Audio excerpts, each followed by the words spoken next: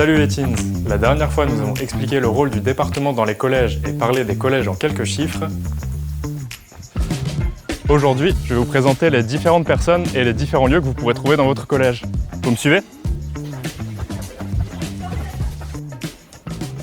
La salle de classe, c'est ici que vous aurez cours. Mais attention, vous changerez souvent de salle en fonction du cours que vous avez. Ici, c'est le bureau de la principale adjointe. Bonjour. Bonjour. Est-ce que vous voudriez bien m'expliquer votre rôle en quelques mots, s'il vous plaît? Alors, le rôle d'une principale adjointe dans un collège, ça veille à créer les meilleures conditions pour que les collégiens soient bien au collège. Donc, j'organise le temps, aussi bien des élèves que des professeurs. J'organise également les projets, les voyages. J'ai une part importante de mon travail qui est consacrée à l'accompagnement des élèves en difficulté. Donc, je travaille beaucoup avec les familles, avec les élèves qui sont en difficulté et les enseignants pour que tout se passe bien pour eux ici au collège. Merci beaucoup. Allez, nous, on continue notre visite.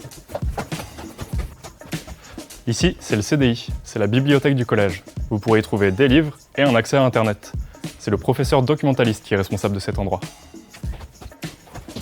Nous sommes à l'infirmerie. C'est ici qu'il faut venir si vous êtes blessé ou malade. Voilà Madame Voisin, l'infirmière.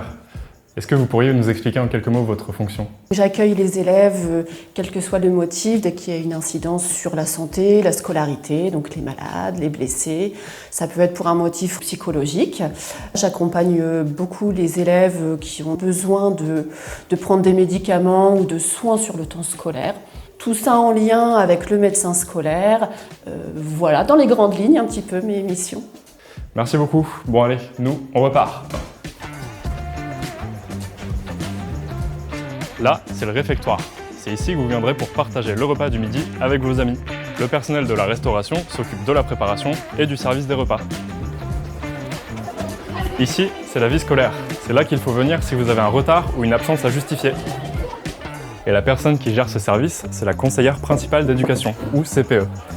Bonjour Madame la CPE. Bonjour. Est-ce que vous pouvez nous expliquer votre fonction ici? Le CPE dans un établissement, en fait, il s'occupe de la vie de tous les élèves, du quotidien de tous les élèves. On gère aussi les absences, les retards. On travaille vraiment avec toute la communauté scolaire pour aider l'élève à se sentir le mieux possible pour que le climat scolaire soit le plus serein possible pour tous. Merci pour votre réponse. Nous, on continue notre visite.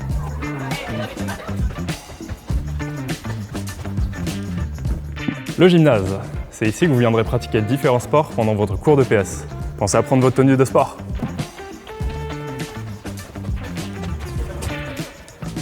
Ici, c'est la salle de permanence. C'est là que vous pourrez venir après ou entre vos cours si vous voulez faire vos devoirs.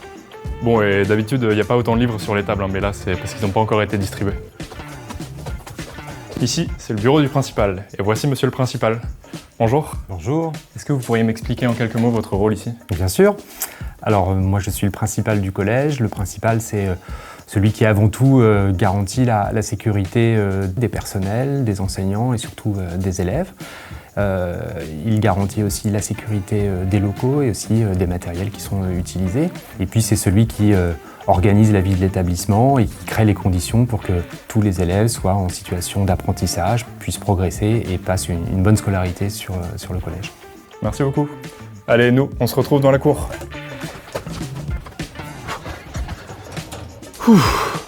Ça fait une bonne visite tout ça.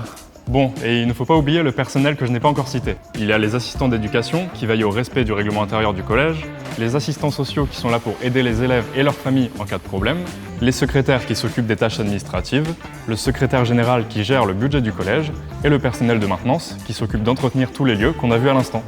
Allez, moi je vais me reposer, on se retrouve au prochain épisode pour parler de la tablette fournie par le département.